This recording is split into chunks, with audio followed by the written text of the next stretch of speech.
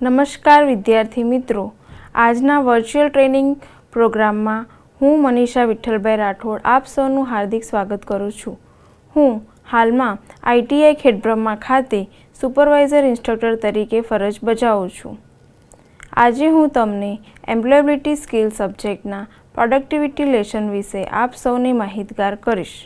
Productivity may be defined as ratio of output to input.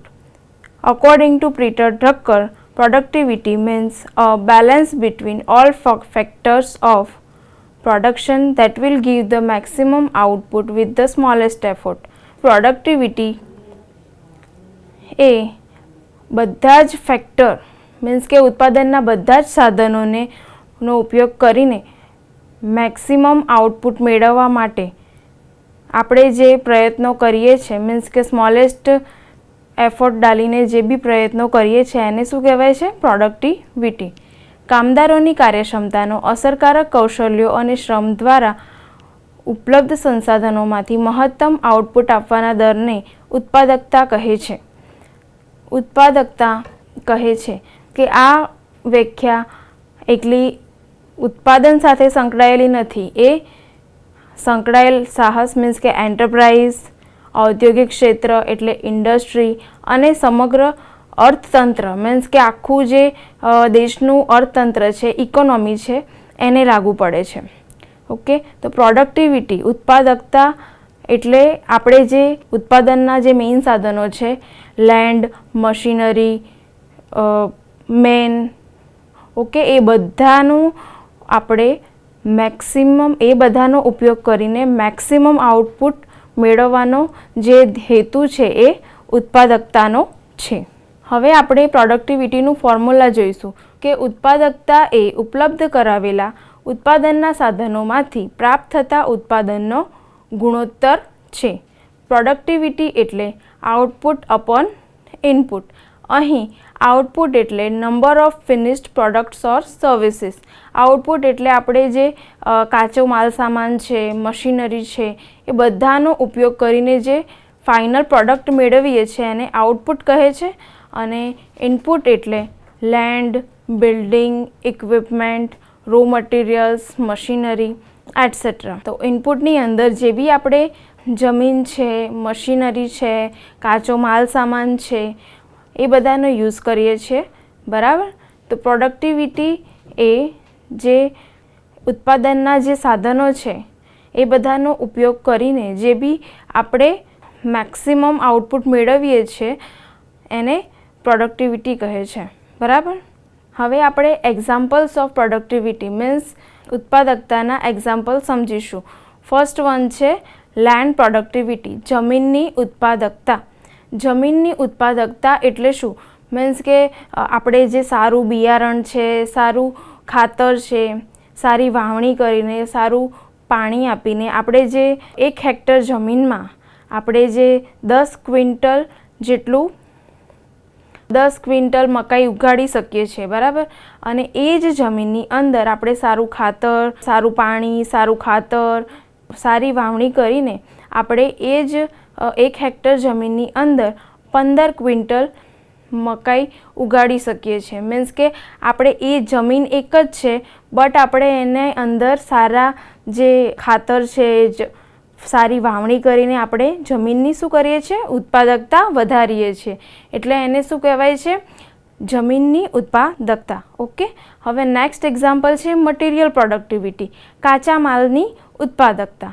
કાચા માલની ઉત્પાદકતા એટલે ફોર એક્ઝામ્પલ આપણે 4 મીટર કાપડમાંથી જે એક નિપુણ દરજી છે મીન્સ કે એક સ્કિલ્ડ દરજી છે, તો જે હોશિયાર દરજી છે એ 2 જોડી કપડાં બનાવી શકે છે. અને એ જ કાપડનો ઉપયોગ કરીને જે સામાન્ય દરજી છે જે હજી શીખે છે કાપડ સીવવાનું, તો એ 1 જોડી કપડાં બનાવી શકે છે. અહીં નિપુણ દરજી કાચા માલ સામાનનો સારી રીતના ઉપયોગ કરીને શું કરે છે? સારા આપણને 2-4 જોડી કપડાં, કાપડ એક જ છે બટ આપણે શું કરીએ છીએ? એ જે નિપુણ દરજી છે એને એ કાપડનો સારી રીતના ઉપયોગ કરતા આવડે છે. બરાબર. એટલે એ 4 જોડી કપડાં બનાવી શકે છે. તો એને શું કહેવાય છે? કાચા માલની ઉત્પાદકતા મીન્સ મટીરિયલની પ્રોડક્ટિવિટી. મટીરિયલનો સારી રીતના ઉપયોગ કરીને સારું આઉટપુટ મેળવવું. હવે નેક્સ્ટ વન છે પ્રોડક્ટિવિટી ઓફ મશીન્સ, મશીનની ઉત્પાદકતા. હવે ફોર એક્ઝામ્પલ કોઈ એક મશીન છે તો એ મશીન 100 નંગ પ્રોડક્ટ છે એ બનાવે છે. ફોર એક્ઝામ્પલ લઈ લો કે 100 નંગ સ્ક્રૂ બનાવે છે. હવે એ જ મશીનની અંદર આપણે ઓઇલિંગ કરીને કે અંદર થોડુંક સુધારો કરીને, અંદર સારું એવું મેન્ટેનન્સ કરીને, આપણે સારી સર્વિસ કરીને એ જ મશીન આપણને 150 નંગ સ્ક્રૂ બનાવી આપે છે. તો એ શું કહેવાય? મશીનની ઉત્પાદકતા. મીન્સ કે મશીન છે તો એ કન્ટિન્યુ ચાલુ રહે છે, તો આપણે એની અંદર સારી સર્વિસ આપીને આપણે શું કરશું? મશીનની ઉત્પાદકતા વધારી શકીએ છીએ. ઓકે. હવે નેક્સ્ટ વન છે પ્રોડક્ટિવિટી ઓફ મેન, મીન્સ કામદારની ઉત્પાદકતા. કામદારની ઉત્પાદકતા એટલે ફોર એક્ઝામ્પલ એક કુંભાર છે તો એ રોજના એક દિવસના 15 માટલા બનાવે છે. હવે એ જ કુંભાર સારી અલગ પદ્ધતિથી અથવા તો સારી એવી માટીનો ઉપયોગ કરીને અથવા તો બીજી કોઈ અંદર વસ્તુ એડ કરીને એ જ કુંભાર એક દિવસની અંદર એના કરતાં વધારે 20 માટલા બનાવી શકે છે. તો એ શું કહેવાય છે? એ કામદારની ઉત્પાદકતા કહેવાય છે, એ માણસની પ્રોડક્ટિવિટી કહેવાય છે. હવે આપણે નેક્સ્ટ ટોપિક તરફ જઈશું. હવે આપણે જોઈશું difference between production and productivity. Production એ શું છે? તો એ અંતિમ વપરાશ માટે ઉત્પાદનના સાધનો દ્વારા પ્રાપ્ત થયેલ કુલ જથ્થો છે. જ્યારે પ્રોડક્ટિવિટી એટલે શું? ઉત્પાદન કરાયેલ ઉત્પાદનના સાધનો સાથે ઉત્પાદનની અલગ અલગ રીતે થતી ગણતરી છે. અહીં પ્રોડક્શન એ જે લાસ્ટ જે ફિનિશ્ડ ગુડ હોય છે તો એને શું કહેવાય છે? પ્રોડક્શન કહેવાય છે. જ્યારે પ્રોડક્ટિવિટી એ શું છે? તો ઉત્પાદનના સાધનો સાથે ઉત્પાદનની અલગ અલગ મેથડનો ઉપયોગ કરીને સારું એવું પ્રોડક્શન કરવું. બરાબર. મશીન એક જ છે, માણસો એક જ છે. મીન્સ કે સેમ સાધનો, સેમ મશીનરી, સેમ જમીન, મીન્સ કે બધા જે સેમ ઉત્પાદનના સાધનો છે એ બધા સાધનોનું એક સરખો ઉપયોગ કરીને આપણે સારામાં સારું શું કરી શકીએ છીએ? અહીંયા ઉત્પાદન કરી શકીએ છીએ. એને શું કહેવાય છે? પ્રોડક્ટિવિટી કહેવાય છે. હવે નેક્સ્ટ વન છે બેનિફિટ્સ ઓફ પ્રોડક્ટિવિટી, ઉત્પાદકતાના ઉપયોગો, ફાયદાઓ. હવે એનો પહેલો ફાયદો એ છે કે ખેત જમીનની ઉત્પાદકતામાં વધારો. ખેત જમીનની ઉત્પાદકતાના વધારો કરવા માટે સારું એવું ખાતરનો ઉપયોગ કરીને, સારા એવી વાવણી કરીને અથવા તો સારા એવા જે ખેત જમીનની ઉત્પાદકતા વધારવા માટે સારું એવું પાણી આપીને આપણે શું કરી શકીએ છીએ? ખેત જમીનની ઉત્પાદકતામાં વધારો કરી શકીએ છીએ. અગર જમીનને ફળદ્રુપ બનાવી હોય તો આપણે એની અંદર થોડુંક પાણી ઉમેરીને કે અગર કંઈ સારી એવી પદ્ધતિથી આપણે ખેત જમીનની ઉત્પાદકતામાં વધારો કરી શકીએ છીએ. ઓકે. નેક્સ્ટ વન છે ઉદ્યોગોની ઉત્પાદકતામાં વધારો. હવે ઉદ્યોગોની ઉત્પાદકતામાં વધારો એટલે શું? ઉદ્યોગો એટલે કે ઇન્ડસ્ટ્રી છે તો એની અંદર સારી એવી મશીનરીનો ઉપયોગ કરીને, સારા એવા સ્કિલ લેબરનો ઉપયોગ કરીને આપણે શું કરશું? ઉદ્યોગોની ઉત્પાદકતામાં વધારો કરી શકશું. અને કામદારોની ઉત્પાદકતામાં વધારો. હવે કામદારોની ઉત્પાદકતામાં વધારો કેવી રીતના પોસિબલ બને છે? અગર આપણે કામદારોને સારું એવું ઇન્સેન્ટિવ આપીશું, બરાબર, તો એ લોકો કામ કરવા માટે શું કરશે? પ્રેરાશે. એ લોકોને એવું થશે કે આ કામ કરવાથી મને આવું સારું એવું ઇન્સેન્ટિવ મળે છે, સારું એવું ઇન્ક્રીમેન્ટ મળે છે, તો હું એ જે માણસ છે એ સારી રીતના કામ કરશે. ઓકે. એ એના મેક્સિમમ એનો એફોર્ટ લગાડીને એ કામ જે કરતો હોય છે એની અંદર મેક્સિમમ એફોર્ટ લગાડીને એ કામ વધુ સારી રીતના કરશે. પ્રોડક્ટિવિટી એટલે શું છે કે જે સાધનો છે એ એક જ વસ્તુ માટે સરખા જ સાધનોનો ઉપયોગ કરીને આપણે ઉત્પાદન શું કરવાનું છે? વધારવાનું છે. નહીં કે વધારે કાચો માલ સામાન છે, વધારે મશીનરી છે કે વધારે માણસો છે, તો એ બધું વધારીને જો આપણે ઉત્પાદન વધારીએ તો એને પ્રોડક્ટિવિટી કહેવાય નહીં. બટ ઉત્પાદકતા વધારવા માટે આપણે શું કરવાનું છે? તો જે સેમ મશીનરી છે, સેમ માણસો છે, સેમ જમીન છે, સેમ જે સ્કિલ્ડ લેબર છે, તો એ બધાનો સારી રીતના ઉપયોગ કરીને આપણે મેક્સિમમ આઉટપુટ મેળવવાનું છે. ઓકે, આપણે જો કામદારોની સંખ્યામાં વધારો કરશું તો ઓબ્વિયસલી કામદારો ઉત્પાદકતામાં વધારો થવાનો જ છે. બટ આપણે અહીંયા શું કરવાનું છે?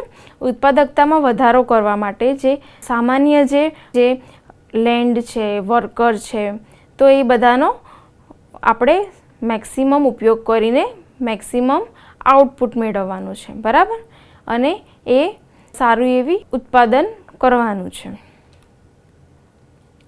નેક્સ્ટ વન છે categories of productivity benefit category. First one છે પ્રોડક્શન ઇમ્પ્રુવમેન્ટ, મીન્સ કે આપણે સારું એવો ઉત્પાદનમાં વધારો કરી શકીએ છીએ. શાના વડે? તો increase yield of product, sorter processing cycles, improved quality. Okay, આપણે સારી એવી ક્વોલિટીનો ઉપયોગ કરીને જે પ્રોડક્ટ છે એની અંદર શોર્ટર પ્રોસેસિંગ સાયકલ, મીન્સ કે સારી એવી સીધી અને ટૂંકી રીત વડે આપણે ઉત્પાદન વધારી શકીએ છીએ. Okay, because there are direct impacts on production, their impact can be directly quantified relative to output and production costs. Okay, આપણે પ્રોડક્ટિવિટીનું બેનિફિટ ફર્સ્ટ વન શું છે? તો પ્રોડક્શન ઇમ્પ્રુવમેન્ટ કરવાનું છે પ્રોડક્શનની અંદર, મીન્સ કે સારો એવો સુધારો કરવાનો છે. કાચા માલ સામાનનો સારી રીતના ઉપયોગ કરીને ટૂંકી પદ્ધતિથી, મીન્સ કે શોર્ટ પદ્ધતિથી સારી એવી ક્વોલિટી જે હોય પ્રોડક્ટની એ વધારીને સારું ક્વોલિટી હશે પ્રોડક્ટની તો એનું વેચાણ પણ સારું થશે અને કસ્ટમર પણ ખુશ થશે, એનાથી ગ્રાહક પણ સંતોષ આપશે અગર ક્વોલિટી પ્રોડક્ટની સારી હશે તો. ઓકે, નેક્સ્ટ વન છે operating and maintenance savings. Lower operation and maintenance cost, reduced wear and tear on equipment, increased reliability. ઓછી ઉત્પાદનના સાધનોની અને જે મેન્ટેનન્સ કોસ્ટ છે એ શું થાય છે? આમાં રિડ્યુસ થાય છે, ઓછી થાય છે, અને જે એનો ઘસારો છે સાધનોનો ઘસારો પણ શું થાય છે? ઓછો થાય છે, અને રિલાયબિલિટી શું થાય છે? વધે છે. આપણે કમેન્ટ્સ તરફ જોઈશું. Easily measured as changes in operation and maintenance expenses, reduced replacement of equipment or components. Okay, સારી રીતના મીન્સ કે જે માપદંડો છે ઉત્પાદનના, જે સાધનોના અને મેન્ટેનન્સના ખર્ચાના, તો એ આપણે સારી રીતના જોઈ શકીએ છીએ. એનું જે રિપ્લેસમેન્ટ ઓફ ઇક્વિપમેન્ટ પણ એ શું થાય છે? ઓછું થાય છે. ઘસારો ઓછો થશે એટલે શું થશે? રિપ્લેસમેન્ટ પણ એનું શું થશે? ઓછું થશે. ઓકે, નેક્સ્ટ વન છે વર્કિંગ એન્વાયરમેન્ટ. હવે પ્રોડક્ટિવિટી જે કામદારોની છે એ ઇમ્પ્રૂવ કરવા માટે શું જરૂરી છે? Working environment. કામદાર ક્યારે? મીન્સ કે કોઈ વર્કર છે કે અગર કોઈ એમ્પ્લોય છે, કોઈ બી માણસ છે, તો એ કામ કરવા તરફ ક્યારે પ્રેરાશે? એને સારી એવું વર્કિંગ એન્વાયરમેન્ટ મળશે ત્યારે, કે એને સેફર કન્ડિશન્સ મળશે. રિડ્યુસ્ડ નોઇઝ, મીન્સ કે જ્યાં ઘોંઘાટ ઓછો હશે ત્યાં એ લોકો કામ કરવા માટે પ્રેરાશે. ઓકે, ઇમ્પ્રુવડ લાઇટિંગ, મીન્સ કે સારી એવી એમને લાઇટિંગ મળી રહેતી હોય, સારી એવી ઇમ્પ્રુવડ એર ક્વોલિટી, સારી એવી હવા મળી રહેતી હોય. ઇમ્પ્રુવડ ટેમ્પરેચર કંટ્રોલ, મીન્સ કે નોર્મલ ટેમ્પરેચર હોય, સારી એવી જોબની કન્ડિશન હોય, બરાબર, તો ત્યાં શું થશે? કોઈ પણ માણસ હશે એ કામ કરવા માટે પ્રેરાશે. કે એને કોઈ પણ વ્યક્તિ હોય તો એને કેવી જગ્યા, અગર કે જ્યાં ઘોંઘાટ ઓછો હોય, સારું એવું એટમોસ્ફિયર હોય, તો એ કામ કરવા માટે વધારે પ્રેરાશે. લખવાનું કામ કરવાનું છે, હવે લાઇટિંગ ઓછી હશે કે કમ્પ્યુટર પર કામ કરવાનું છે, વારે ઘડીએ લાઇટ જતી રહેતી હશે, તો એવા એન્વાયરમેન્ટમાં શું થશે? એને કંટાળો આવશે કે કામ કરવા તરફ એ ડિમોટિવેટ થશે, બરાબર છે. તો એને સારું એવું સારી કન્ડિશન મળશે તો એ શું થશે? કામ કરવા માટે પ્રેરાશે. કામ કરવા માટે પણ પ્રેરાશે અને સારી રીતના કામ કરવા માટે પ્રેરાશે. તો હવે એની કમેન્ટ્સ જોઈ લઈએ. Less tangible and affect production indirectly. Okay, તો એ કામદારનું જે કામ કરવાની જો એટમોસ્ફિયર છે તો એ ડાયરેક્ટલી કોને અસર કરે છે? પ્રોડક્શનને અસર કરે છે. બીજો બેનિફિટ એ છે એનો વેસ્ટ રિડક્શન, મીન્સ કે જે વેસ્ટ છે એ શું થશે? એ ઓછું થશે. Reduced wastage of product, water and hazardous materials and reduced raw material use, effective reutilization of waste heat. તો હવે અહીંયા શું થશે, જે પ્રોડક્ટનું જે વેસ્ટ નીકળે છે ને તો એ શું થશે, ઓછું થશે. પછી જે ગંદુ પાણી આપણે તમે જોતા હશો કે જો કોઈ મિલ વગેરે હશે, કોઈ કંપની હશે, તો કોઈ ફેક્ટરી હશે તો ત્યાં ગંદુ પાણી નીકળતું હોય છે, તો એ આમાં શું થશે, ઓછું નીકળશે. અને જે રો મટીરિયલ છે તો એનો યુઝ પણ સારી રીતના અને ઓછો થશે. અને જે વેસ્ટ નીકળે છે એને રિસાયકલ કરીને, રીયુટિલાઇઝ કરીને શું થશે, તમે યુઝ કરી શકશો અને વાપરી શકશો. could be evaluated as lower expenditure on raw materials and energy on the handling and treatment of waste. Okay, તમે સારું એવું આનાથી શું થશે, તમે ઓછા ખર્ચામાં રો મટીરિયલમાં ઓછો ખર્ચો કરશો અને energy on the handling and treatment waste means કે ઓછી એનર્જી વાપરશો આની અંદર. હવે નેક્સ્ટ વન છે emission reduction. Reduced emissions of dust and other pollutants, cost saving from avoidable litigation. Okay, તો અહીંયા એમિશન છે તો શું થશે, એ રિડ્યુસ થશે. જે ડસ્ટ છે એ પણ રિડ્યુસ થશે અને જે અધર જે બધા પોલ્યુશન છે તો એ પણ શું થશે, આમાં ઓછા થશે અને ખર્ચ પણ શું થશે, ઓછો થશે અને બચત પણ સારી એવી થશે. હવે this benefit will be directly measurable for pollution where emission controls or permit exist. આ બધા જે ઉપયોગો છે તો એ સારી રીતના ડાયરેક્ટલી મેઝર કરી શકાય એમ છે. ઓકે, તો પ્રોડક્ટિવિટીના જે ફાયદાઓ છે તો એ આપણે અહીંયા જોયા. હવે નેક્સ્ટ સ્લાઇડ તરફ જઈશું. ઇમ્પોર્ટન્સ ઓફ પ્રોડક્ટિવિટી મીન્સ ઉત્પાદકતાનું મહત્ત્વ. તો ઉત્પાદકતા કેમ જરૂરી છે અને એનું મહત્ત્વ શું છે, તો એ દેશની આર્થિક પ્રગતિ માટે. તમે જોશો કે આપણા દેશમાં હજી આપણે ડેવલપિંગ કન્ટ્રીમાં આવે છે ઇન્ડિયા, તો આપણે દેશને આગળ લઈ જવા માટે આપણે શું કરશું, તો દેશને આગળ લઈ જવા માટે, આર્થિક પ્રગતિ કરવા માટે, દેશની આર્થિક વૃદ્ધિ કરવા માટે આપણે એને ડેવલપિંગમાંથી ડેવલપ્ડ કન્ટ્રીમાં લઈ જવા માટે ઉત્પાદકતા જરૂરી છે.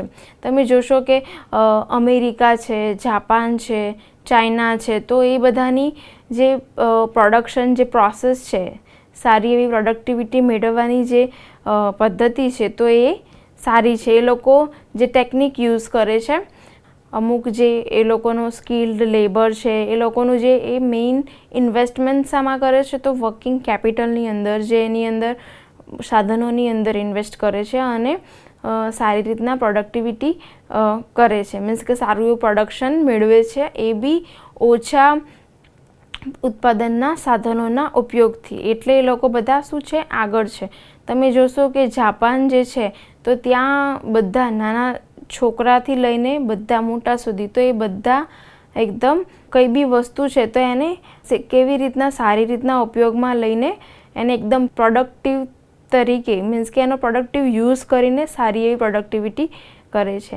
ચાઇના પણ આમાં આગળ છે કે એ એકદમ જે વેસ્ટ મટીરિયલ છે તો એને રિસાયકલ કરીને શું કરે છે, પ્રોડક્શન કરે છે. વેસ્ટમાંથી બેસ્ટ બનાવીને એ લોકો પ્રોડક્શન કરે છે. આપણે પણ અત્યારે આગળ જઈ રહ્યા છે ધીરે ધીરે, અને આપણે આપણા દેશને આગળ લઈ જવા માટે પ્રોડક્ટિવિટી એ બહુ જ ઇમ્પોર્ટન્ટ ફેક્ટર છે. હવે નફામાં વૃદ્ધિ.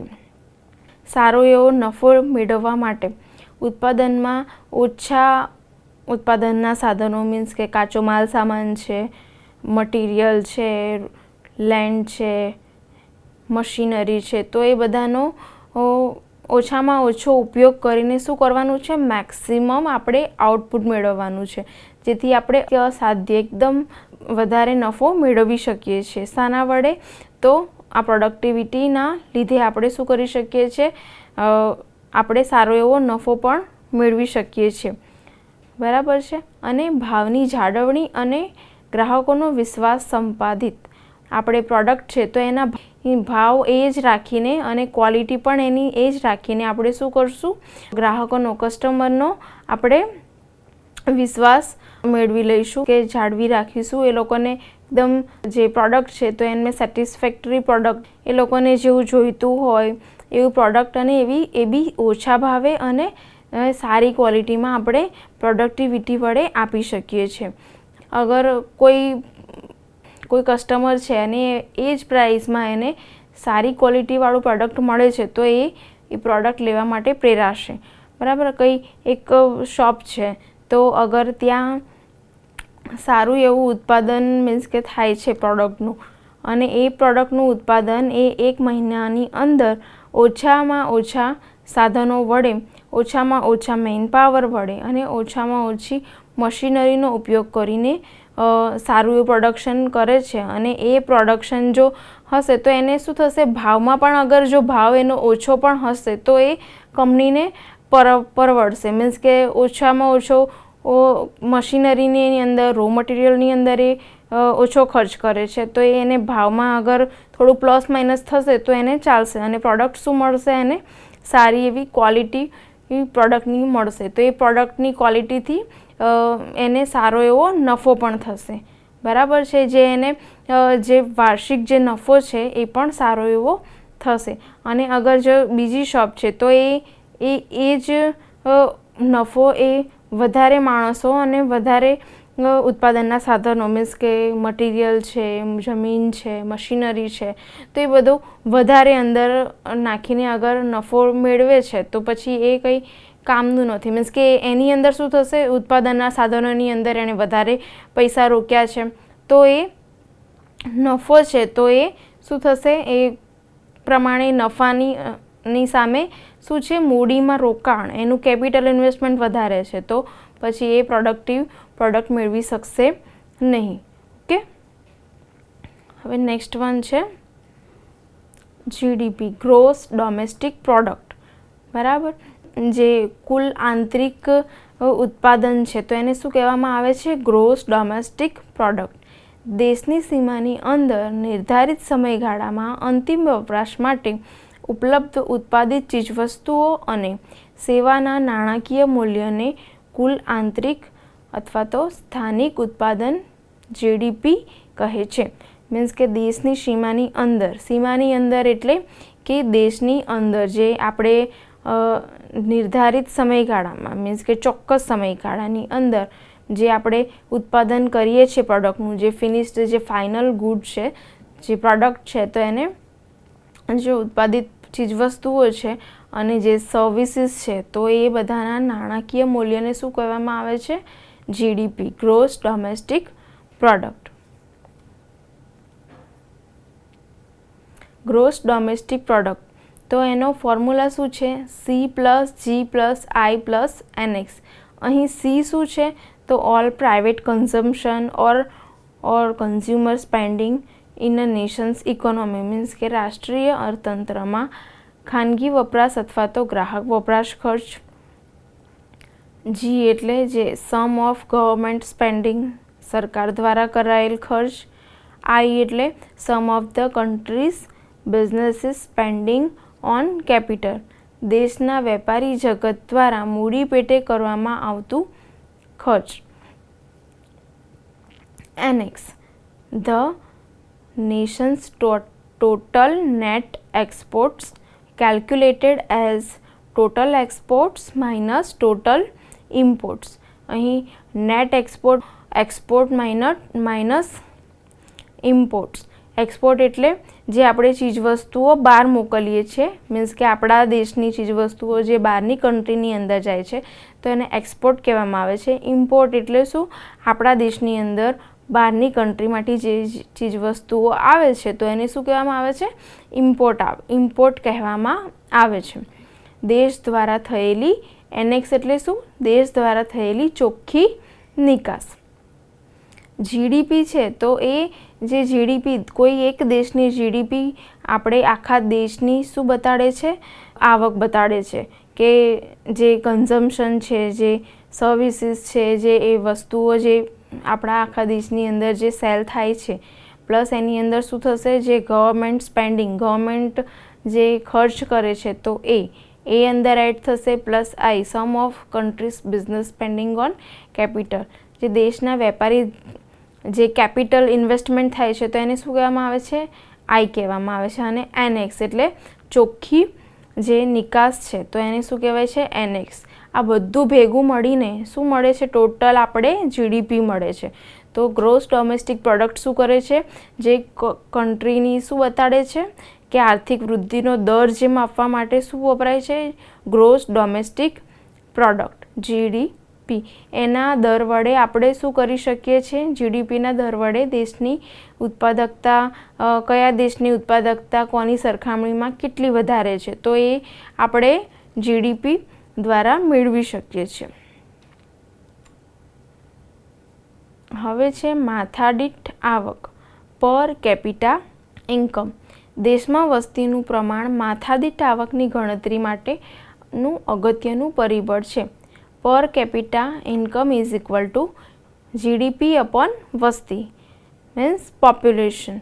જે દેશમાં અગર જો જીડીપીમાં વૃદ્ધિ થતી હોય પરંતુ વસ્તી વૃદ્ધિનો દર છે તો એ પણ ઊંચો હોય તો માથાદીઠ આવકમાં આવકની જે વૃદ્ધિ છે, મીન્સ કે પર કેપિટા ઇન્કમ છે એ જીડીપી કરતાં શું જાય છે, નીચે જાય છે.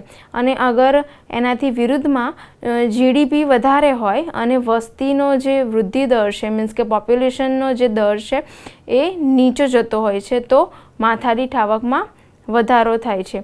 અહીં જે વસ્તી છે એ અફેક્ટ કરે છે કેપિટા, જે માથાદીઠ આવકને જે જીડીપી અને વસ્તીનું પ્રમાણ શું કરે છે, અફેક્ટ કરે છે. અગર જીડીપી નો દર ઊંચો જતો હોય પણ વસ્તીનો પણ દર ઊંચો જતો હોય તો આપણે પર કેપિટા ઇન્કમ શું જશે, નીચે જશે. અને અગર જો જીડીપીમાં વૃદ્ધિ થાય છે અને જે પર મીન્સ કે પોપ્યુલેશન છે, દેશની જે વસ્તી છે એમાં વધારો થતો નથી, મીન્સ કે સ્થિર રહે છે તો શું થશે, પર કેપિટા ઇન્કમ એ નીચે, એમાં શું થશે, પર કેપિટા ઇન્કમમાં વધારો થશે. કે આપણા દેશની વસ્તીમાં આપણે જોઈશું તો વસ્તી ગણતરી જે છે, મીન્સ કે વસ્તીમાં આપણો શું આવશે, ચાઇના પછી બીજો નંબર આવે છે. તો આપણો જે આપણી પર કેપિટા ઇન્કમ છે એ જીડીપીમાં તો આપણે વૃદ્ધિ થાય છે બટ વસ્તીમાં પણ આપણો સૌથી વધારે છે. અમુક જે વસ્તીના લીધે શું થાય છે, આપણે પર કેપિટા ઇન્કમ જે છે એ નીચે જાય છે. કે એટલે જ ગવર્મેન્ટે અમુક બેન લગાડ્યા છે વસ્તી નિયંત્રણ માટે. હવે આપણે થોડાક ક્વેશ્ચન આન્સર કરીશું, મીન્સ કે એમસીક્યુ તરફ જઈશું કે પ્રોડક્ટિવિટીના જે લેસન છે તો એમાંથી કયા કયા પ્રકારના એમસીક્યુ પૂછાઈ શકે. ફર્સ્ટ વન છે તો productivity is defined as the ratio of blank, output upon input, input upon output, output upon skill of workmanship, input upon skill of workmanship. તો અહીં આન્સર શું આવશે, પ્રોડક્ટિવિટી કેવી રીતના આપણે ડિફાઇન કરીએ છીએ, આઉટપુટ અપોન ઇનપુટ. ઓકે, તો આપણે એ આન્સર સિલેક્ટ કરીશું. નેક્સ્ટ ક્વેશ્ચન છે, low productivity will lead to blank. Option છે job security, political stability, decrease in GDP per capita, increase in GDP per capita. તો low productivity will lead to job security તો આવશે નહીં, political stability પણ નહીં આવે, એટલે શું આવશે, decrease in GDP per capita. Means કે જે જીડીપી છે એમાં ડિક્રીઝ, જીડીપી શું કરે છે, ડિક્રીઝ કરે છે.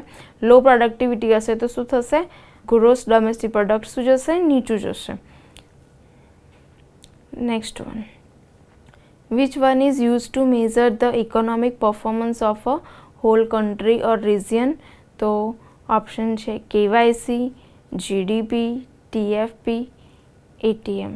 તો આપણે આ લેસનમાં ભણ્યા એમ ઇકોનોમિક પરફોર્મન્સ જે છે આખા દેશનું શાના વડે આપણે માપી શકીએ છીએ, જીડીપી વડે, મીન્સ કે ગ્રોસ ડોમેસ્ટિક પ્રોડક્ટ વડે આપણે શું કરી શકીએ છીએ, આખા દેશની ઇકોનોમિક સિચ્યુએશન, આપણે ઇકોનોમિક જે પરફોર્મન્સ છે આપણે હોલ કન્ટ્રીનું, હોલ રિજિયનનું આપણે માપી શકીએ છીએ.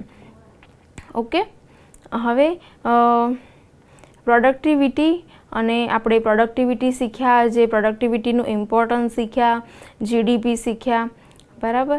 તો આજે જે પ્રોડક્ટિવિટી છે તો એ વધારવા માટે આપણે શું કરવું જોઈશું, તો આપણે એકવાર એનું રિપીટ કરી લઈએ. તો પ્રોડક્ટિવિટી વધારવા માટે આપણે શું કરશું, તો જે મશીનરી છે એમાં સારું એવું ઇન્વેસ્ટમેન્ટ કરશું, સ્કિલ્ડ મેન પાવર વાપરીશું, મેન પાવરને સારું એવું ઇન્સેન્ટિવ આપીશું, એ લોકોને સારું એવું બોનસ આપીશું, તો એ લોકો ઇન્ક્રીમેન્ટ આપીશું, તો એ લોકો કામ વધુ સારી રીતના કામ કરવા માટે પ્રેરાશે, બરાબર. અને સારા એવો માલસામાનનો ઉપયોગ કરીને આપણે પ્રોડક્ટિવિટી વધારી શકીશું. હવે નેક્સ્ટ MCQ તરફ આપણે જઈશું. નીચેના પૈકી કયું પરિબળ જીવન ધોરણ નક્કી કરે છે, તો જીવન ધોરણ નક્કી કરવા માટે કયું પરિબળ છે, જીડીપી, માથાદીઠ આવક, ઉત્પાદનનો દર, પ્રોત્સાહનનો દર, ઉપર પૈકી એક પણ નહીં. નીચેના પૈકી કયું પરિબળ જીવન ધોરણ નક્કી કરે છે, જીવન ધોરણ માપવા માટે જીડીપી મીન્સ કે પર કેપિટા ઇન્કમ, માથાદીઠ જે આવક છે એ, અને જીડીપી એ આપણું શું કરે છે, સ્ટાન્ડર્ડ ઓફ લિવિંગ નક્કી કરે છે. આપણે આ સેશનમાં જોયા એમ જીડીપી જે ગ્રોસ ડોમેસ્ટિક પ્રોડક્ટ છે એ આખી કન્ટ્રીનું શું કરે છે, ઇકોનોમિક પરફોર્મન્સ નક્કી કરે છે. અને જ્યારે માથાદીઠ આવક છે તો એ પણ પર કેપિટા ઇન્કમ છે એ વસ્તીની સરખામણીમાં જે જીડીપીનો દર છે એ નક્કી કરે છે. કે આજનો આપણો આ સેશન અહીં આપણે સમાપ્ત કરીએ છીએ. Thank you.